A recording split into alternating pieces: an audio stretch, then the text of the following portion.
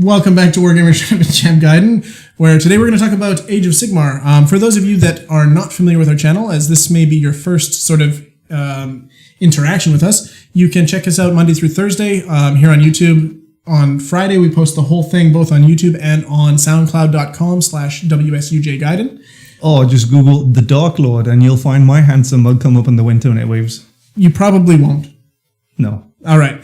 But in any case, there's some interesting news about Sigmar that came out not that long ago.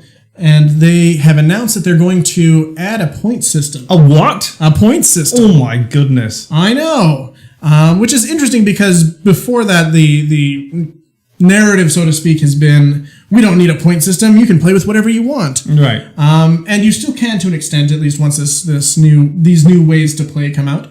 But why is this a big deal to you anyway? Like, why do you even care? Well, okay, so myself as well as several of the people I've historically gamed with, we started out with Games Workshop stuff. We started out with both 40k and fantasy. Right. And throughout the last, I think we played a fair amount up until a few years ago. Mm-hmm. And then with some of the policy changes behind Games Workshop, jacking up the prices and a bunch of other stuff that was just unsavory, so to speak, at least if you're the consumer. Right. We started looking at other games and started looking into playing something else because, we're not going to stop buying plastic stuff. When is the last time you played fantasy? In your narrative campaign a couple years ago. Right. So why after 2 years are you now suddenly interested about fantasy again? Like what's going on? Like points, forget points, they could give away free chocolate bars with the games, right? But why is this so important now? Now? So the first thing is, over the last couple of years, speaking specifically from end times to now, right. They've come up with some amazing looking kits. Absolutely fantastic models and kits that I really like. Like specifically a lot of the Lizardman stuff, a lot of the Undead stuff. Mate, yeah. And now some of the new Big Nagash himself. Big Nagash himself. Oh. And you see these models and they're just so vastly impressive and such a better model than what we've had access to previously. So you're saying the bigger it is, the better it is? Well, I'm saying that the bigger it is, the less you have to work at it. Okay. But the thing is, like, these models are awesome, and we can all kind of agree on that. At least even the people who anyone out there who says the new Uruk, stupid word, Uruk Orcs release is not good, you're talking out your ass.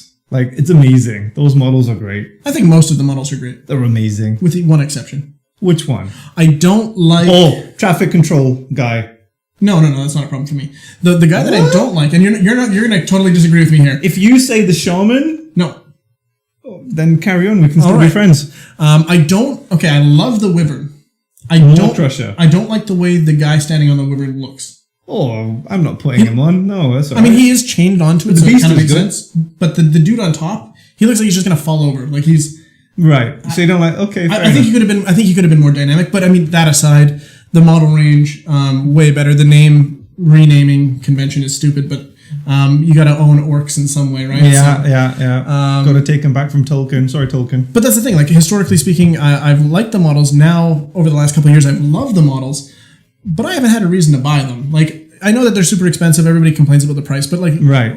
I don't think the price is the big issue. I think the fact that they didn't develop a game that veterans were going to be excited about playing is the problem. So adding... Well, why are we pandering to the veterans? Because they're... Come on. What have the veterans done? So, the thing is, the veterans bring in... I'm a veteran. It's true. Right? Started fantasy when I was 10. Well, they're trying to get you specifically out of the store. But aside from you... No, they kept me. I didn't go anywhere. But I was being a bit facetious with the comments there. Of course, like, the veterans are the people that got the hobby going, have supported it all these years. But, like, at the end of the day, there was a very good reason why they decided to kill what was fantasy and come up with Age of Sigmar. It wasn't working. Well, that's the thing. Nobody... When your entry point for the game is $1,000... Right. How do you get that 8-year-old version of us back into the store? Do you want to play a game? It's great. Come back in a year and a half when your army's built and painted. Well, exactly. It's insane. So I totally understand, like, the direction they took. The thing that I didn't understand is, like, how they could just immediately shun kind of all of the veterans. And because you need the veterans to both get new people into the store and also to help kind of teach people the new game system. But to an extent anyway. I don't think so either, because I went to a lot of tournaments, and for the most part, people are pretty good. But there is sometimes an air of superiority or inclusiveness. Like, you can by default put off a lot of people from coming into the game. So sometimes the veterans aren't really the best ambassadors for the sport. No, that's for true. The game. So, but they're the ones that have friends that are like, well, what are these army dudes? They're the ones that can pique interest in new players. But that business model, they tried it edition after edition, well into 8 editions, and it obviously wasn't working. So I guess they had to do something. Well, I think if you don't evolve, you die. I think they've understood now that $1,000 price point is not a good entry level to get into the game. And the interesting thing about these changes, not only so there's a couple of interesting things. First off, they have multiple game modes now, so they are keeping the play with whatever the hell you feel like mode. Yeah.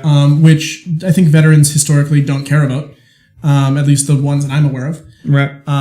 Which is the narrative. Play. I thought it was the open play.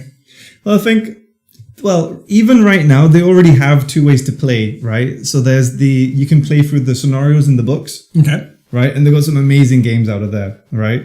And so they'll take you through a campaign book. So now we're fighting in the realm of fire. Now we're fighting in the realm of beasts. Okay. And depending on the realm that you fight, even the tabletop itself is affected by the rules for the planet. Okay, that makes sense. The realm that they're in. Sure. So they have an element of that, and then they have the whole just pick up some models and have a scrap. Well, and I think that model, the pick up some models and have a scrap, it would be great for the 12-year-old version of me starting the hobby again. Right. Not having a lot of disposable income. Mm-hmm. Looking at some of these models, going, I like that one, I'm going to buy it. I like that one, I'm going to buy it, and they don't necessarily have to make sense, like thematically, although you can make up reasons for it. And you could play them, and you can have an experience there. So I think that's crucial for getting newer players in. Well, here's a question. Having good so we've already established that they're coming out with some great models. Now, people are going to disagree. Some people don't like the new aesthetic whatsoever, and I don't blame you. If you don't like it, you don't like it. If you had bought into the nitty-gritty, old school feeling of old Warhammer, mm-hmm. that is what you wanted. Orcs in mega armor or dwarves with crazy mohawks and riding dragons might not be your cup of tea. But from a model point, I think the new models are a home run.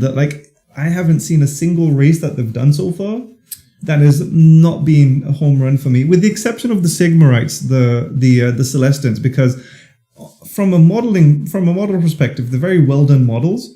They don't personally excite me, even though I've got a huge collection of them, to the same way that the orcs do or the dwarves do, for example. They just have more character, and I think it's because they all have that same faceplate, so it's very hard to kind of give them character. They look more like automatons.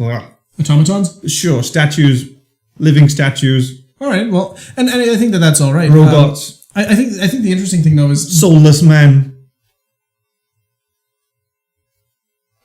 Carry on, Steve. Okay, thank you. But the big thing about adding a point system allows you to take the game to a little bit more competitive place than it currently is. So the interesting thing is that now you have somebody who said, let's say they start off in their 12-year-old version of me, and they pick up some models, and they're like, I'm going to mash these together, and we're going to play with those, and that's going to be fun. Well, now when that person, maybe their interests change a little bit, they get a little older, or just they want to become a little more competitive with it, now they have an option to grow into a more competitive game. Not saying that they're necessarily developing a competitive game, so to speak, but it would be more competitive than the play with whatever the hell you feel like, doing whatever the hell you feel like kind of thing.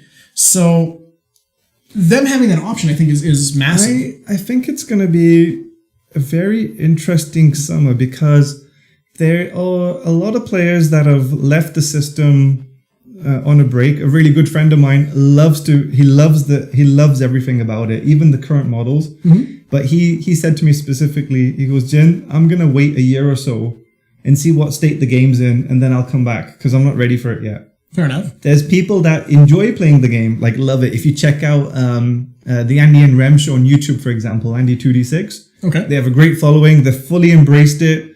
They've got a great following. There's a lot of people playing it. They're enjoying it. They just love the game as it is. And they're actually quite sad that there are points coming in, because they've actually liked the fact that those so-called tournament players left the scene. Now they've left the tables open for them. They're having fun. It's narrative play. And they have a genuine fear that when these points come in, the points are actually going to become a de facto way of playing back at the stores, because it's a lot of effort. Like, When's you've played some Age of Sigmar, Not much, but a little bit. right? So you went through the scenarios. No, I just had like a couple of demo games, like just like here's the core mechanics of the games. Here's the Right. And actually, those scenarios, even the demo games, were taken from specific scenarios from the book, right? And the reason that you was able to play those demos out is because it followed a scenario. Now, when you take away that structure of here are the models you're going to play with, and this is the mission for the game, and now it's just me and you. Steve, let's have a game. What models you want to bring? Ogres. Okay, I'll bring my Empire. Which mission do we play? How do we know how many models we're supposed to bring on the table? Well, you know, it's a very complicated negotiation process, and I think this is very off-putting for let's just walk into the store and, hey, I'm going to play with you. I want a game with you. Well, it doesn't always work like that because you have to do so much pre-planning to get the game going. The thing is, though, is that this gives they're not dropping the current system. It's an extension of, and they're giving you an option to grow into something else. I think this is more a matter of like, if you're a veteran player, or let's say you're somebody who really wants to take it seriously, play lots of tournaments, you can now have an option to engage with a newer player saying, okay, well, I know you're not into this kind of tournament scene, so let's play on your level, let's play with whatever models you want to play with, and you don't have to power game it. But you have both of those options now, whereas you didn't have that before. But I think the fear with the existing, when I say existing, I'm not talking about the people that left, I'm talking about the people that embraced it. Mm-hmm. I think the fear for them is that the point system is just going to be so attractive. It's so easy. How many points do you want to play? You can walk into a store. You don't have to worry about negotiating what kind of models you want to bring on. You don't have to worry about the scenarios. Let's play 500 points. And it becomes very easy to pick up a game. And it might, and a lot of people are fearing that this will become the new de facto way of playing, i.e. it's going to return to what it was again. Points is going to become prevalent because it's so easy. I mean, maybe, but at the same time, I think you could just, as that casual player, you could just say, I don't really want to play with the points. Why don't we just play it like casually? And I think that would be fine. But the thing is, I used to play, when I was an ape, I used to love playing tournament play, but I used to love playing Storm of Magic. Mm-hmm. I had a 7,000 point collection of monsters just to play Storm of Magic. Okay. Right? I played Siege. I would play Triumph and Treachery. I wanted to play the actual specific written missions from the big rule book, right? Yeah. I'd play Civil War from the Civil War expansion. But it's very rare. There wasn't that many people that would want to do that. But when you did events, how many people were interested in participating in those kind of narrative, different sort of events? Well, when I did events, the events were based around a campaign map, for example, but you were still playing points match games. Right? So what I'm saying is that even though I fully embrace Age of Sigmar as it is right now, I love it. And I'm super excited about this book, right? But I guess my food for thought from the discussion today is that it's going to be great, and I think it's going to bring a lot of people back in, but there's definitely a genuine fear out there from the people that embraced the game for what it was, that this might take away what they have been building for the last year, because it's going to get drowned out by the public going for the more easy to play point system game, I think. Okay. I mean, my thought process on it's a little bit contrary to that, in that I think that it gives those players an option to play something else if they want to, and if not, that's fine as well. But what it also does is it gives the veteran players like myself who've been disenfranchised with what they've done, an option to maybe go back, to look at it and say, well, maybe there's something here worth playing again as far as a game is concerned that's not just the kind of more casual version of the game. Maybe there's not. We'll have to find out. But I think that it is possible that there could be some genuine kind of excitement around it. At the end of the day, anything that brings more people back to the game, more power to it. Exactly. So I think that's it for our take on the Age of Sigmar Points Edition stuff. Well done, Lester. You boys are just amazing. No one cares. Everyone cares. Everybody cares. He's just jealous because he's probably like some lame Man U fan or something like that. Maybe. Well, he's Canadian. He probably plays that. What's that stupid game that you guys love where you just throw stones on a bit of ice and people go running, sweeping it off the ice? Oh yeah. Curling. Please. No, we play football with our hands. Sure. I don't know why. Come check out the Connection Games and Comics. We have the largest selection of War Machine and Hordes miniatures in the Lower Mainland. War Machine Wednesdays and Sundays, with tables and terrain to play your game.